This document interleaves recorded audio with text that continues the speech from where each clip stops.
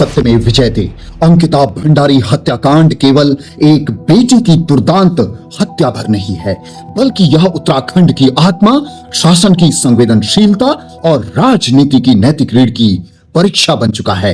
यह वही मामला है जिसने पूरे देश को झकझोर दिया था, जहां एक बेटी की चीखें रिजॉर्ट की दीवारों से टकराकर सत्ता के गलियारों तक पहुंची। पर न्याय की राह आज भी संदेह, सवालों और सियासी शोर में उलझी हुई है। दैनिक भास्कर में प्रकाशित रिपोर्ट के अनुसार इसी संवेदनशील प्रकरण से जुड़े कथित ऑडियो और वीडियो कंटेंट को लेकर भाजपा के उत्तराखंड मामलों के प्रभारी दुष्यंत कुमार गौतम का कड़ा ऐतराज सामने आया है। उन्होंने इसे अपनी छवि धूमिल करने की साजिश बताते हुए उत्तराखंड सरकार से ऐसे कंटेंट को तत्काल हटवाने की मांग की है। इस आशय का पत्र उन्होंने गृह सचिव को भेजते हुए सोशल मीडिया प्लेटफॉर्म्स और समाचार माध्यमों पर अंकुश लगाने की अपील की है। गौतम का दावा है कि यह सामग्री फर्जी, मनगढ़ंत और आपराधिक षड्यंत्र के तहत तैयार की गई है, जिसका उद्देश्य नफरत फैलाना, उनकी प्रतिष्ठा को आघात पहुंचाना है। उन्होंने मनगढ़ंत और आपराधिक साजिश रचने वालों के खिलाफ कठोर कार्रवाई की मांग भी की है। पर सवाल यह नहीं है कि कोई ऑडियो फर्जी है या नहीं। सवाल यह है कि जब बात अंकिता भंडारी के न्याय की आती है, तब सत्ता इतनी मुखर क्यों नहीं दिखती? विवाद की जड़ में वह वायरल वीडियो और कथित ऑडियो है, जिसमें उर्मिला सनावर नामक महिला ने 2022 की हत्या में प्रभावशाली लोगों की संलिप्तता का आरोप लगाया।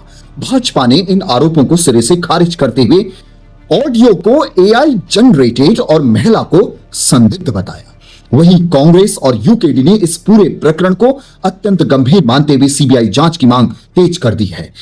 कांग्रेस ने कहा है कि सीबीआई जांच किसी सुप्रीम कोर्ट के वर्तमान या सेवानिवृत्त न्यायाधीश की निगरानी में होनी चाहिए। यहीं से मामला केवल तकनीकी सत्य असत्य का नहीं रहता, बल्कि यह नैतिक और राजनीतिक उत्तरदायित्व का प्रश्न बन जाता है। सत्य में विजयते के मंच के माध्यम से मैं दुष्यंत कुमार महोदय से कुछ प्रश्न पूछना चाहता हूं, भाजपा से कुछ प्रश्न पूछना चाहता हूं। क्या दुष्यंत कुमार गौतम महोदय केवल कंटेंट हटवाने के लिए ही पत्र लिख सकते हैं, या वे भविष्य में अंकिता भंडारी के मामले में निष्पक्ष सीबीआई जांच के लिए भी माननीय प्रधानमंत्री और माननीय गृह मंत्री को पत्र लिखेंगे? जब स्वयं पर आरोपों की छाया बताकर वे जांच की मांग कर रहे हैं, तो क्या नैतिकता यह नहीं कहती कि जांच पूरी होने तक उन्हें अपने पद से इस्तीफा देना चाहिए? क्या अंकिता भंडारी न्याय के लिए दुष्यंत कुमार गौतम महोदय ने कोई सार्वजनिक, स्पष्ट और निर्भीक आवाज उठाई? कोई पत्र, कोई बयान, कोई धरातली पहल या कुछ भी हो? यदि वे भाजपा के उत्तराखंड मामलों के प्रभारी हैं, तो क्या उत्तराखंड की सबसे पीड़ादायक न्याय वंचना उनके दायरे में नहीं आती, या उनका प्रभार केवल सत्ता संरक्षण तक सीमित है, न्याय संरक्षण तक नहीं? क्या भाजपा का केंद्रीय नेतृत्व आज भी माननीय पूर्व प्रधानमंत्री स्वर्गीय अटल बिहारी वाजपेयी जी की राजनीतिक शुचिता, नैतिक साहस और राजधर्म के सिद्धांतों का पालन करती है, या फिर निजी स्वार्थ के आगे शुचिता को तिलांजलि दे चुकी है? जब एक बेटी की न्याय की मांग पर सवाल उठाने वाले लोगों को साजिशकर्ता कहा जाए, जब जांच की मांग को राजनीतिक हमला बताया जाए, और जब सत्ता की पहली प्रतिक्रिया सच खोजने की नहीं बल्कि आवाज दबाने की हो, तो यह लड़ाई केवल अंकिता भंडारी की नहीं रह जाती।